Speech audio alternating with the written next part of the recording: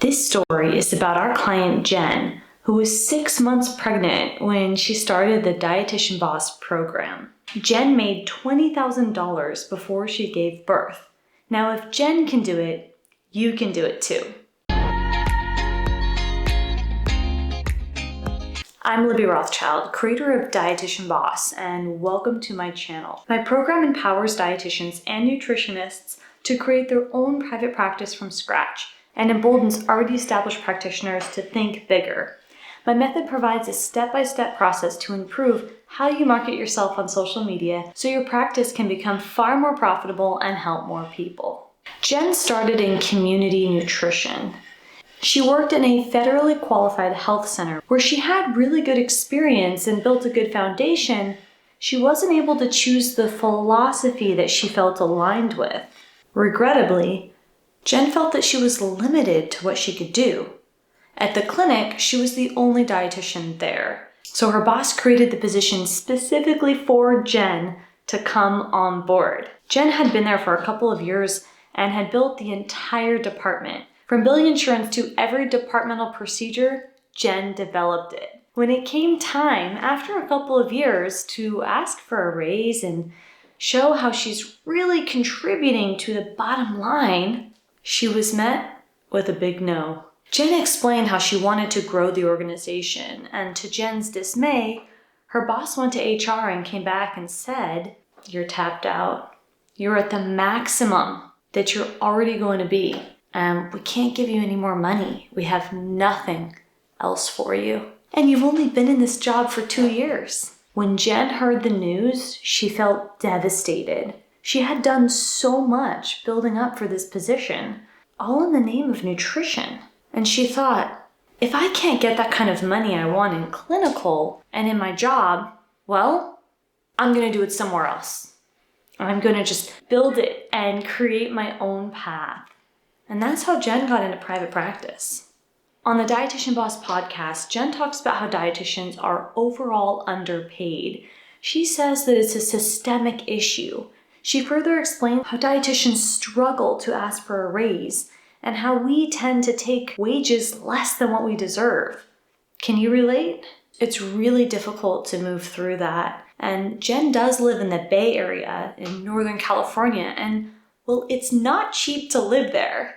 And recalling the dismissal of her attempt to get a raise, she was not going to take no for an answer, and I don't blame Jen one bit.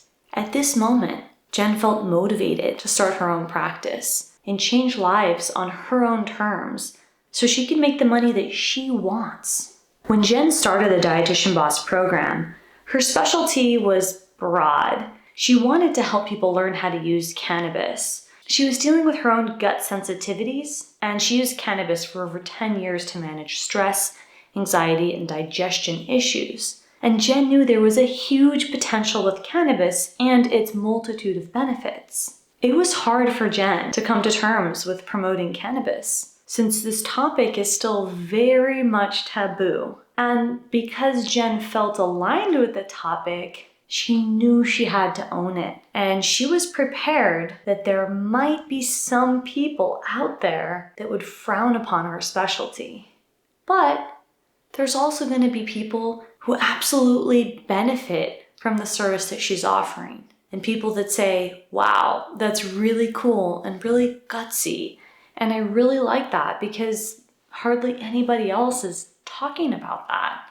Over the course of this year, Jen really started getting serious about building her private practice. Because of her dedication since joining the Dietitian Boss Group program, Jen made $20,000. Her biggest month was over $12,000. Jen had a baby just a couple months ago, so things have slowed down, but she has continued to make $3,000 to $5,000 a month consistently. On the Dietitian Boss podcast, Jen talks about her consistent success with following the Dietitian Boss method. Jen says, the competition isn't with anyone else. It's always with myself in every aspect. Her 5 to 10-year goal includes opening a market-sized restaurant that only focuses on special diets for people with food sensitivities. She wants to use her private practice work to pay for a physical location where she has people come there and receive medically tailored meals. Jen follows the Dietitian Boss framework, and she shifted her mindset around creating content on social media to attract clients. Here are the 3 mindset shifts she's made in order to have a thriving private practice that's brought in $20,000. Number 1, strengthen your money mindset. Jen believes in investing in herself, her future, and her clients. She's investing the money she makes back into her business so she can continue to grow it. And it's working. Number 2, Instagram strategy. After following the Dietitian Boss method, Jen now makes content for her audience and their needs, not herself. The result includes people lining up to pay for her services. I know you've heard me say that before. Everything, your content, your messaging has to be about the benefit of your audience. Number 3, sales. Jen says you gotta stand behind your product and embody it. If you really know who you are and what you're about and where you're coming from, that means your ideal client is going to relate to your personality on such a deep level. Jen says taking imperfect action is scary, but you're going to catch yourself if you fall. If something doesn't go the way you want it to, it's going to feel like the end of the world at first, but continue to show up. And allow yourself to build that confidence that you need in order to become a thriving private practice dietitian boss. The Dietitian Boss method taught Jen structure, which helped her feel empowered. She felt like she could still accomplish everything she wanted to.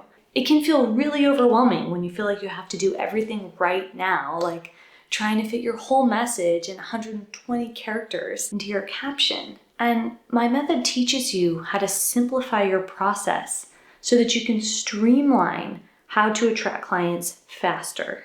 To hear more stories about clients like Jen who've made thousands of dollars at home while being pregnant, check out this story about Temple, who is raising 4 foster kids at home during a pandemic and while pregnant.